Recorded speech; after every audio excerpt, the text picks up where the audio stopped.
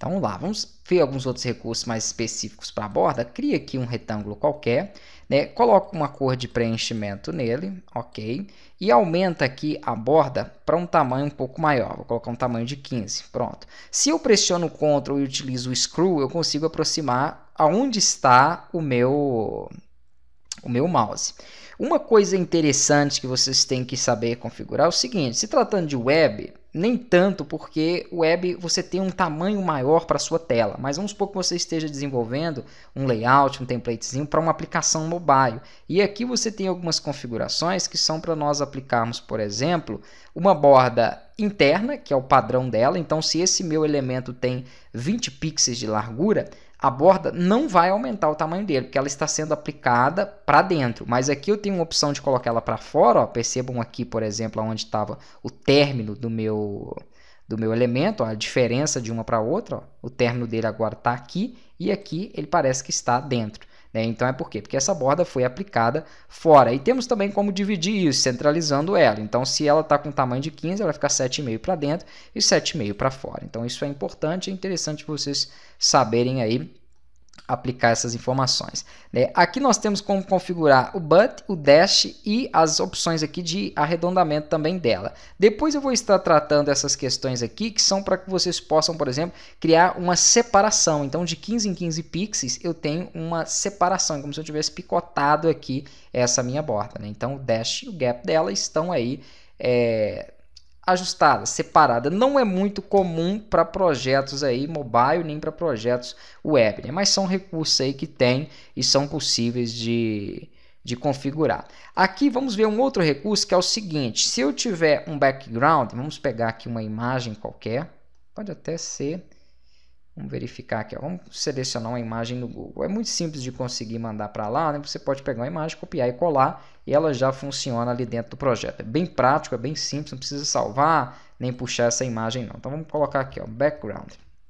Em aplicações aí, aplicativos na verdade, né, iOS, é muito comum aquele efeito do desfoque, né, no background ou em cima de uma imagem. É muito utilizado. Eu mesmo não gosto muito não, mas é bastante utilizado esses recursos. E aqui dá para fazer de forma fácil. Então, se você tem uma imagem aqui dentro do seu projeto, deixa eu colar ela aqui então. Vamos pressionar aqui para que ele possa colar, Ctrl V, perfeito. Aqui então eu consigo redimensionar. Se eu pressiono o Shift, eu redimensiono ela de forma padrão, tá joia? Então isso é bem simples.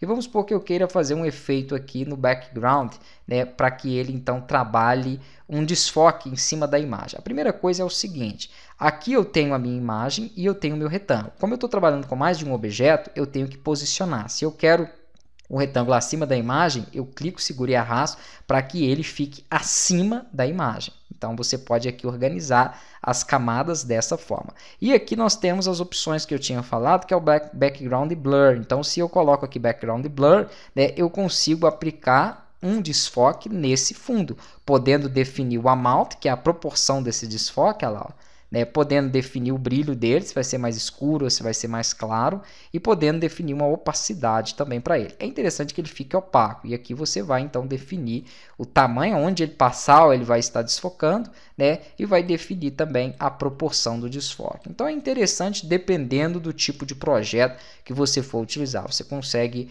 trabalhar isso, né, com esses recursos aqui. Então dá para fazer perfeitamente aí, dá para você inserir esses tipos de efeitos utilizando essas ferramentas. Poderia ser qualquer outro, aqui eu fiz com um retângulo, mas eu posso fazer aqui também com um círculo, né? Poderia então definir que ele não vai ter borda, que ele vai ter um background aqui transparente não, um background do tipo blur, e definir aqui as proporções, ó. E ele vai então aplicar isso aí para mim da mesma forma que foi feito no retângulo. Além dessa ferramenta aqui do retângulo do círculo, nós temos a linha que eu já tinha mostrado para vocês, e temos aqui também a ferramenta que é o nosso, como se fosse a ferramenta caneta, né? O pincel, que serve para desenhar formas irregulares com base em pontos. Você clica e segura, ele consegue aqui, ó, você consegue trabalhar, né, a curvatura dela. Então são muito comuns a utilização dessas ferramentas no Photoshop e no Illustrator, por exemplo, né, onde você faz a vetorização.